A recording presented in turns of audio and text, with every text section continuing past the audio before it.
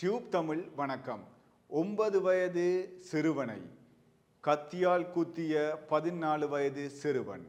இந்த சம்பவம் எங்கே நடந்திருக்கின்றது? இலங்கையில் தான் நடந்திருக்கின்றது.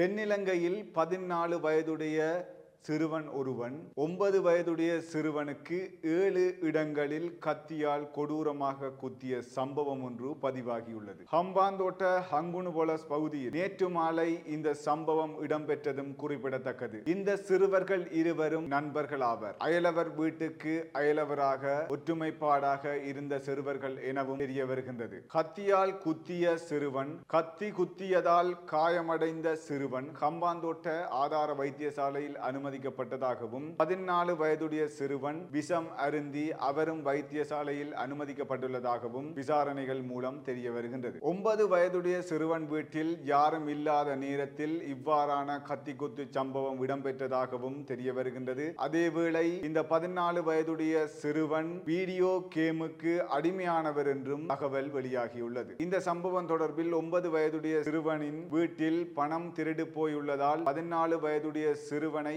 எச்சரித்து விட்டதும் குறிப்பிடத்தக்க விடயமாக அமைகின்றது என்றும் தெரிய வருகின்றது. உண்மையிலே அண்மை காலமாக யாழ்ப்பாணத்தில் கூட தாய் ஒருவரை கொடூரமான முறையில் கொலை செய்த சிறுவன் ஒருவன் இன்றும் சிறையில் இருக்கின்றான். குறிப்பாக அதுவும் இந்த வீடியோ கேமுக்கு அடிமையான சிறுவனாகத்தான் காணப்படுகின்றான். தொழில்நுட்பம் என்பது அதனுடைய வளர்ச்சி அடைந்து கொண்டு போவது போல நாங்களும் வளர்ச்சி அடைய வேண்டுமே தவிர அதனை ஊடாக நாங்கள் படிப்படியாக எங்களை குறைத்துக் கொள்ளும் அளவுக்கு அந்த தொழில்நுட்பத்தை நாங்கள் பயன்படுத்தக்கூடாது. இந்த 14 வயதுடைய சிறுவன் இந்த ஒரு 9 வயதுடைய சிறுவனை கத்தியால் குத்தும் அளவிற்கு அவருடைய மனப்பாங்கு எவ்வாறு அமைந்திருக்கின்றது? இப்பொழுது இந்த இளைஞர்கள் சமுதாயத்திலும் சரி, சிறுவர்கள் சமுதாயத்திலும் சரி, இவ்வாறான விடயங்கள் அரங்கேறிக் கொண்டிருக்கின்றது. ஒரு இளைஞர்கள் சமுதாயத்தில் போதைப் பொருள் என்ற ஒரு கோட்பாட்டுக்கு அமைய ஒரு புறம் இளைஞர்கள் சமுதாயம் சென்று கொண்டிருக்கின்றது. சிறுவர்களினுடைய சமுதாயத்தில் இப்பொழுது வீடியோ கேமுக்கு அடிமையான சிறுவர்களாக ஒரு சமுதாயம் போய்கொண்டிருக்கின்றது. படிப்பு என்பதை தவிர்த்து வேறு அனைத்து விடயங்களிலும்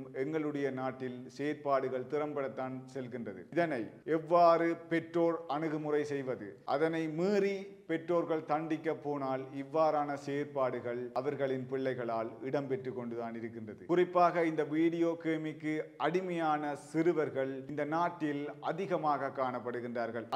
அந்த அளவுக்கு அவர்களுடைய செயல்திறன் அனைத்துமே அந்த வீடியோ கேமுக்குள்ளேயே சென்று விட்டது. பாட புத்தகங்கள், படிப்பு என்றதைக்கு அப்பால் இப்பொழுது இவ்வாறான ஒரு யோசனையும் இவ்வாறான ஒரு அடிமையாதலும் தான் அவர்களுக்குள் இருக்கின்றது. அதனால் அவர்கள் எந்த அளவுக்கும் தாங்கள் தப்பாக எந்த வழி சென்றாலும் தங்களுக்கு சரியாகத்தான் தோணும் என்ற அளவிற்கு அவர்கள் அடிமையாகித்தான் இருக்கின்றார்கள். உண்மையில் இவ்வாறான செயற்பாடுகள் இடம்பெறாமல் பொதுவாக இருக்கின்ற மக்கள் எவ்வாறு தடுக்கலாம் என்ற கோணத்தில் செயற்பட்டு வளர்ந்து வருகின்ற எங்களுடைய சமுதாயத்தினையும் கட்டி காப்பது ஒவ்வொரு மக்களினுடைய கடமையாகத்தான் இருக்கின்றது. மற்றும் ஒரு தகவலின் ஊடாக சந்திக்கும் வரை வணக்கம்.